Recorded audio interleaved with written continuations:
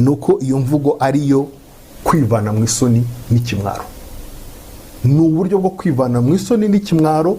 Ku ruhande rumwe uvuga ngo abaturage bawe ntibabaho n'ibikonoshwa, hari impunzi zirenze 100,000 hano, hari impunzi ziruta izo ngizo muri Uganda, Kenya, i Burayi, muri Canada, ahizo kuvuga ngo abantu ntibabaho. Reka dusubire Uretse gatoya kuko amateka oya humura ngeze ugeze ku musozo. Okay. Ikindi kigaragaraza nuko kigaragaza yuko ari ukwikura mu isoni n'ikimwaro, nukuba bari harabaye ibiganiro Rwanda, Nairobi, hakagira imyanzuro ifatwa igatangira gushyirwa mu bikorwa, we guverinoma ya Kongo ukayibangamira, ingabo zaraje ukazirukana, hari ibikorwa byari byatangiye gukorwa, wibwira ngo yuko kubera ko hisemo inzira y'intambara uzabatsinda. Nyamara iyo nzira y'intambara yihisemo, urafashwa na Wazalendo, urafashwa na FDLR, urafashwa n'ingabo z'u Burundi, urafashwa n'abacanshuro, birakunanira. Na Sadek birakunanira. Ukagira isoni zo kuvuga ngo abantu b'abanyekongo ko warangije kwemera ko n'ikibazo hagati y'abanyekongo n'abanyekongo. Bamwe abanyekongo barananiye, ibyiza nuko twabiterera u Rwanda. Urashoje? Ndashoje. Urakoze. Ubwo rero ushoje igitekerezo, nakuretse mutanga igitekerezo. Hanyuma tugaruke rero ku biganiro birimo kubera i Rwanda muri Angola bihuza leta y'u Rwanda na Kongo. Murimo muraganira ku gukora iki? Ibyo biganiro gireka ababigiyemo abari bo batangaza ibyavuyemo, kandi urabizi hamaze kuba ibiganiro ngira ngo 2, 3, 4 ku nzego zitandukanye, minisitiri, abatekinisiye, abasirikare, urazi ko n'ikigamijwe ari kugira ngo bazageraho n'abaperezida n'abakuru b'ibihugu bahure. Ikiganirwaho nakubwira muri rusange ni uburyo bwo kugarura amahoro muri kariya karere. Ni amasezerano ya Rwanda, ni amasezerano ya Nairobi, ni umuhuza urimo ubikora wabishinzwe n'umuryango w'ubumwe bwa Afurika, afite izo nshingano, yaranazemeye nibyo ari gukora kugira ngo kino kibazo cy'intambara gihagarare. Muri rusange n'icyo ngicyo nakubwira ngo barimo kuganira, ni nabyo tuvuga tuti ni byiza yuko igihe ndavuga ngo za detail y'ibyo bamwe batangaza uko bizakorwa nabo babikomojeho, batubwira uko bizakorwa. Patrick Muyaya mu kiganiro na televiziyo y'Abafaransa ejo cy'iminota igera nko ku 9 tunabwira abadukurikira ko turi gukora ibishoboka kugira ngo tukibashyire mu Kinyarwanda kugira ngo bacyumve. Umunyamakuru yamubaza uko bino binavuga ati ko bemeye ko bazashaka uko FDLR igenda, ariko namwe mugakura ingabo z'u Rwanda muri Kongo. Ajye avuga ibireba guverinoma ye ya Kongo, nabanze atangaze hari ikintu kizatangaje ko noneho yemeye ko FDLR ihari. Nibo bambere bari barakwijira isi yose yuko ntayihaba, guhera kuri Perezida wa Repubulika, Minisitiri w'Ububanyi n'Amahanga, Minisitiri wa Communication, Perezida w'Inteko. Reka tuvuge mu bakuru muri abo ngabo ntibahari, barashaje, nibaringa, none uyu munsi bemeye ko bahari. Ese barahari barihe? Bari mu ngabo za Kongo. Ese niyo mpamvu ibyo ni guverinoma y'u Rwanda bivuga, ni na za raporo zimwe na zimwe bajya basesengura bagafata igice kimwe nayo ibivuga ko bakorana inama, ko bavanze, ko bafatanya gukorana gahunda aho bazatera, uko bazarwana.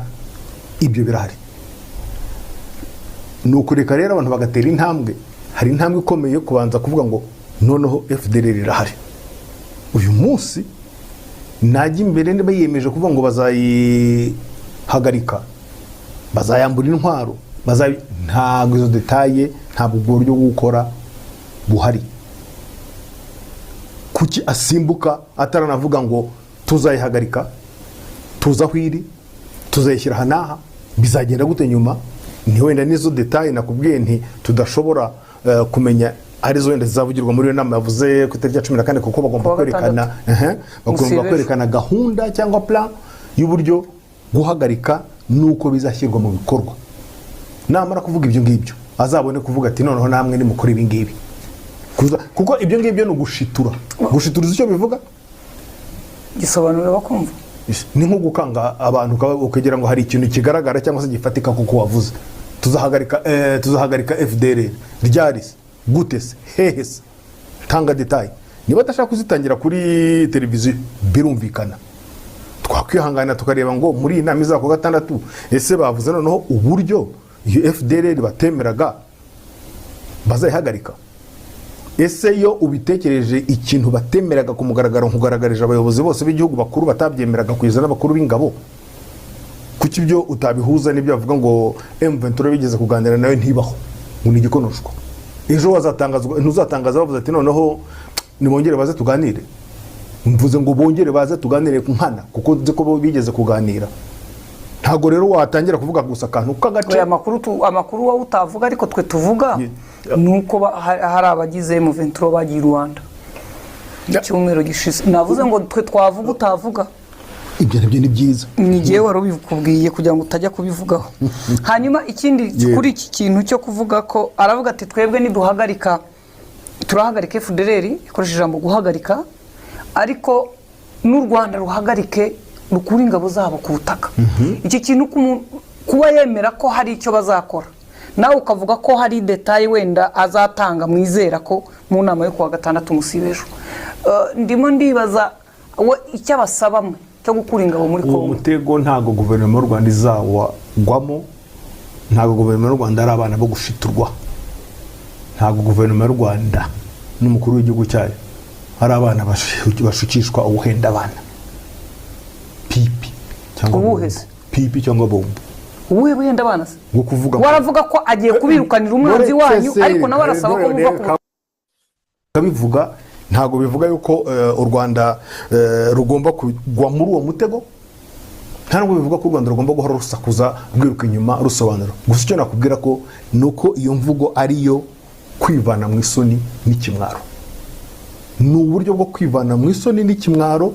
Ku ruhande rumwe uvuga ngo abaturage bawe ntibabaho n'ibikonoshwa, hari impunzi zirenze 100,000 hano, hari impunzi ziruta izo ngizo muri Uganda, muri Kenya, i Burayi, muri Canada, waheze kuvuga ngo abantu ntibabaho. Reka dusubire buretse gatoya kuko ugiye kutubwira amateka oya humura ngeze ugeze ku musozo. Okay. Ikindi kigaragaza nuko kigaragaza yuko ari ukwikura mu isoni n'ikimwaro, nukuba bari harabaye ibiganiro Rwanda, Nairobi, hakagira imyanzuro ifatwa igatangira gushyirwa mu bikorwa, wowe guverinoma ya Kongo ukayibangamira, ingabo zaraje ukazirukana, hari ibikorwa byari byatangiye gukorwa, wibwira ngo yuko kubera ko hisemo inzira y'intambara uzabatsinda.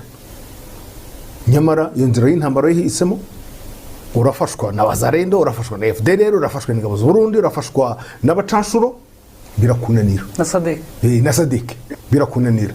Ukagira isoni zo kuvuga ngo abantu b'abanyekongo kwarangije kwemera ko n'ikibazo hagati y'abanyekongo n'abanyekongo, bamwe abanyekongo barananiye, ibyiza nuko twabiterura.